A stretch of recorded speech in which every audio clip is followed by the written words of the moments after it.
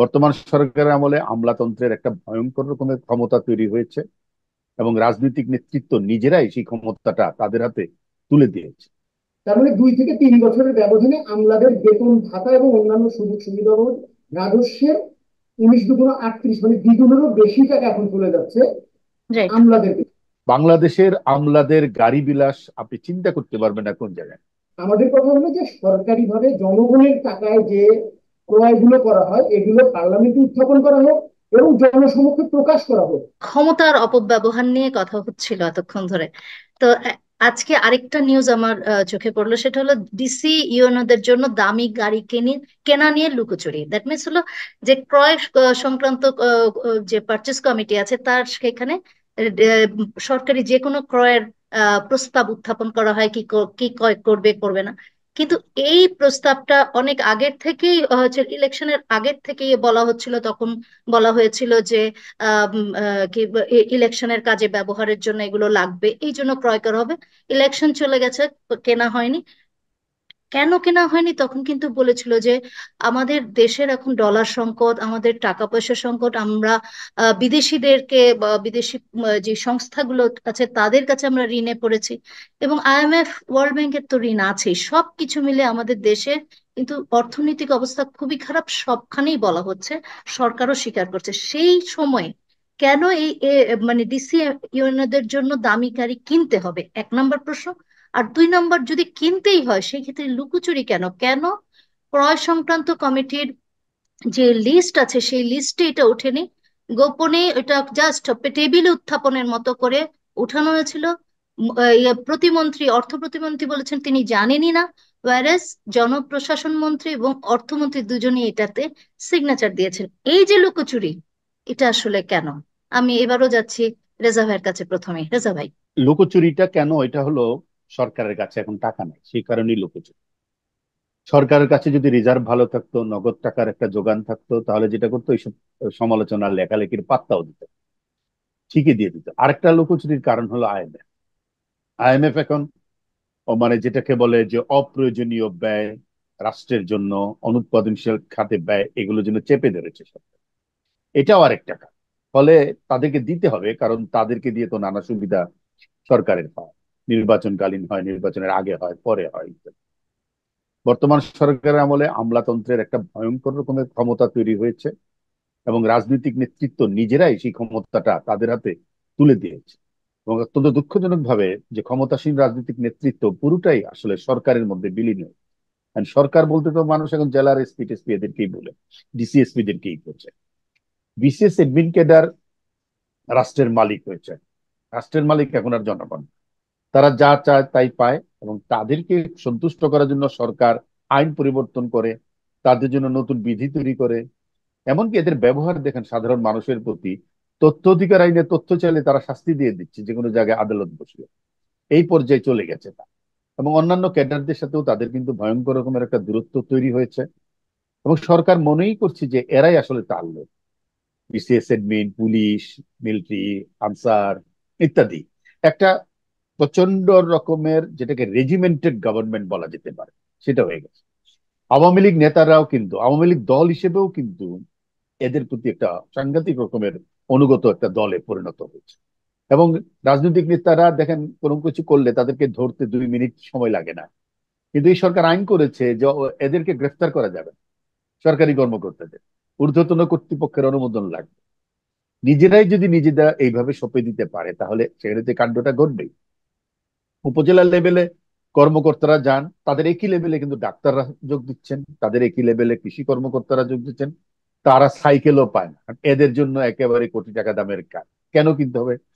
বাংলাদেশের আমলাদের গাড়ি বিলাস আপনি চিন্তা করতে পারবেন না কোন জায়গায়। ভারতের সাথে যদি আপনি তুলনা করেন, আমি একটা দৃষ্টান্ত দিই। এই কোভিড এর আগে আগে আমি একটা ভারতে একটা রাষ্ট্রীয় আমন্ত্রণে গিয়েছি। হুম। সেখানে ভারতের রাষ্ট্র সচিবের সাথে আমার বৈঠক হয়েছে হায়দ্রাবাদে। তিনি একটি সুজুকি সুইফট গাড়িতে করেছেন। বাংলাদেশের সচিবরা এখন বিএমডাব্লিউ চায়। তার যে এডিশনাল সেক্রেটারি, হুম। তারা এসেছেন ট্যাক্সিকে বে করে কয়েকজন আমার সাথে মিটিং। রাইট। আমি জিজ্ঞেস করলাম আপনাদের গাড়ি কোথায়? বলেছে যে আমরা তো ফুল টাইম গাড়ি পাই না, শুধু অফিসে আসা যাওয়ার জন্য গাড়ি পাই। এটা যেহেতু অফিস আওয়ারের পরে মিটিং, তাই এই মিটিং এ কোনো গাড়ি দেওয়া হয়। আপনি চিন্তা করেন এটা বাংলাদেশে সম্ভব? অসম্ভব এডিশনাল ব্যাপার। সেক্রেটারি, 4-5 জন এডিশনাল সেক্রেটারি এসছেন উইদাউট কার, এবং আমাদের additional secretary, joint secretary, deputy secretary যে গাড়ি, এই গাড়ি সচিবালয়ে সারা দিন আপনি যদি জানেন একটা প্রদর্শনী মনে হয়, যে গাড়ির প্রদর্শনী হাউস মনে হয়।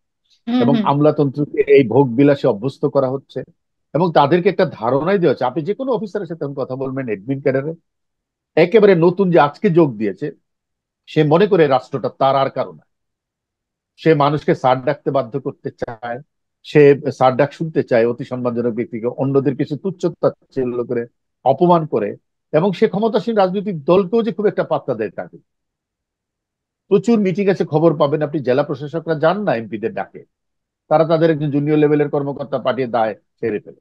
অর্থাৎ এমপিদের এলাকায় এলাকায় কোনো, কারণ এরা কিসের এমপি সব বুঝতে পারছে, সুতরাং এগুলো নিয়ে তারাও জানে যেসব আহ রাজনীতি কিভাবে তারা করেছেন। তারাই আসলে বড় রাজনীতিটা করছে, রাজনৈতিক নেতারা তাদের হয়ে খালি খালি কাজটা করছে, সুতরাং হ্যাঁ লুকোচুরি এই কারণে।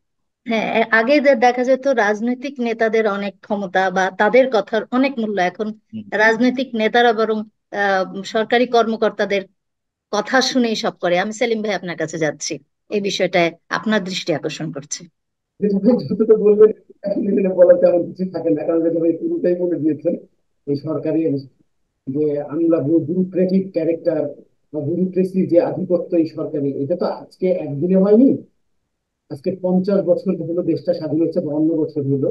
আসলে দেশটা স্বাধীন হওয়ার পর থেকেই আমলা নির্ভরতা এই দেশটাতে বেড়েছে, কারণ রাজনৈতিক নেতৃত্ব দেশটা স্বাধীন হওয়ার পর থেকেই এক ধরনের দেউলিয়াত্বের দিকে চলে যাচ্ছিল নানা কারণে। হুম। এবং আমরা যদি ওই সময়ে বঙ্গবন্ধু শেখ মুজিবুর রহমানের কথা বলি, তার শেষ দিককার যে ভাষণগুলো, এগুলো যে তার এক ধরনের আস্ফালন, এই যে বিভিন্ন ভাবে দুর্নীতির বিরুদ্ধে কথা বলছে, সেগুলো এক ধরনের মানে আস্ফালন ছাড়া আর কিছুই ছিল না। কারণ ততদিনে এই দেশে পাকিস্তানের রেখে যাওয়া ব্যুরোক্রেসি সাংঘাতিক সংহত হয়ে গিয়েছিল, এবং সেটা 75-এর পট পরিবর্তনের মধ্যে দিয়ে আরো সংহত হয়। এবং এখন সেটা বলারই অপেক্ষা রাখে না যে রাজনৈতিক নেতাদের মানে ক্ষমতার বৈধতা দেন হচ্ছে আমলারা, কারণ আমলারা তো আসলে রাজনৈতিক বৈধতা নিতে পারেন না, আমলারা দেন সরকারি বৈধতা। সেই সরকারি বৈধতাটা সরকারের হয়ে যারা রাজনীতিবিদরা কাজ করবেন সেই বৈধতাটা আমলারা দেন। আমলারা এই লাইসেন্সটা গেল 52 বছরে অর্জন করেছেন। এখন আমলারা যখন এই লাইসেন্সটার মানে রাজনৈতিক নেতৃত্বের বৈধতা দেওয়া, বিশেষ করে জনপ্রতিনিধির বৈধতা দেওয়া, নির্বাচনে পাশ করিয়ে নিয়ে আসা ভোটার ছাড়া, এই সমস্ত কারণেই কিন্তু আসলে আমলারাও তাদের বিনিময়টা চাচ্ছেন। এবং একটি তথ্য দিই আমি, আমরা গত 2 বছর আগে জেনেছি বাজেটের বা আমাদের রাজস্বের 100 টাকার 19 টাকা আমলাদের বেতন ভাতা বাবদ খরচ হয়। ভেরি রিসেন্টলি যে তথ্যটা বেরিয়েছে সেটি হচ্ছে 43 টাকা। তার মানে 2 থেকে 3 বছরের ব্যবধানে আমলাদের বেতন ভাতা এবং অন্যান্য সুযোগ সুবিধা বাবদ রাজস্বের 19 × 38 মানে দ্বিগুণেরও বেশি টাকা এখন চলে যাচ্ছে রাইট। আমলাদের। এখন এটা হুম। কেন দিতে হচ্ছে? আপনি আসলেন গাড়ি কেনার কথায়, আপনার ইয়েতে কি বলে পারচেস কমিটির পজ লিস্টে নাই, কার্যতালিকায় নাই।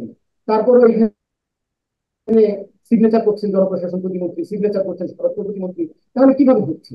আমাদের এখানে প্রাইম মিনিস্টারের একটি সাংবিধানিক ক্ষমতা আছে, তিনি সর্বময় ক্ষমতার অধিকারী, তিনি একটি নির্বাহী ক্ষমতা প্রয়োগ করতে পারেন সবকিছুতে, যেখানে রাষ্ট্র বা সরকারের অন্য কোনো নিয়ম বা পদ্ধতিগত ইয়েটা লাগে না, তিনি ইচ্ছে করলেই করে দিতে পারেন। এবং তিনি হুম হুম এইভাবে অনেক কিছু করেন আমাদের দেশে। হুম। এবং এগুলো সেটার বাইরে কিনা আমি জানি না, যে কারণে এক ধরনের লুকোচুরি তো হচ্ছেই। যে যেহেতু নিয়মের মধ্যে দিয়ে হচ্ছে না, প্রক্রিয়া, নিয়ম বলে না সরি, কারণ প্রধানমন্ত্রী যেটি করেন অতি নিয়ম অনুযায়ী করেন বা সাংবিধানিক ভাবেই করেন, প্রক্রিয়ার মধ্যে দিয়ে হচ্ছে না। প্রক্রিয়া প্রধানমন্ত্রী যদি নিজে করেন তাহলে তো প্রক্রিয়া লাগে না।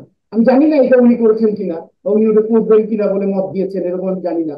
কিন্তু তারপরে এক ধরনের ধারণা তো করা যায় যে তাহলে কেন টোটাল প্রক্রিয়াটাকে, সরকারি প্রক্রিয়াটাকে বাদ দিয়ে এইভাবে তৈরি করে এই বিশাল অঙ্কের টাকার গাড়ি কেনা হচ্ছে, যেখানে আমাদের ইয়া হচ্ছে কি বলে রিজার্ভ মাত্র 13 বিলিয়ন ডলার, যেখানে আমরা আগামী 3 থেকে 4 মাসে খাদ্য আমদানি করতে পারবো না। রাইট। খাদ্যমন্ত্রী বলেছেন আমাদের যথেষ্ট মজুদ আছে। হ্যাঁ, এই হুম কথাগুলো রাজনীতি বলেই থাকেন। আপনিও বললেন যে অর্থনৈতিক অবস্থা খুবই খারাপ, বিভিন্ন মহলে শোনা যাচ্ছে, রাইট। সরকারি মহল এ ব্যাপারে খুব অস্বস্তি রয়েছে।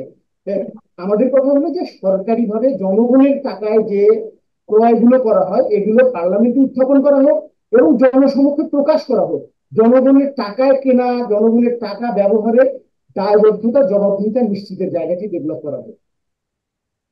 আহ, আসলে আমি ওইটাই বলছিলাম যে আপনাদের দুজনের কথাও যেটা উঠেছে, এবং আমি অর্থনৈতিক রিপোর্টার হিসাবে আমি যা অর্থনীতিবিদদের কাছে শুনছি যে আসলেই আমাদের সরকারের ব্যাংকগুলোর অবস্থা খারাপ, ডলারের সংকট, সবকিছু মিলে আমরা কিন্তু আসলেই খুব ভালো জায়গায় নেই। তো সরকার নিশ্চয়ই এইসব বিষয়গুলো দেখবেন, আশা করা ছাড়া আমাদের আসলে কিছু করার নেই। ঠিক আছে, আপনাদের সাথে আবার কথা হবে অন্যদিন অন্য সময়। সেই পর্যন্ত আপনারা ভালো থাকুন, সুস্থ থাকুন। আল্লাহ হাফেজ, আসসালামু আলাইকুম।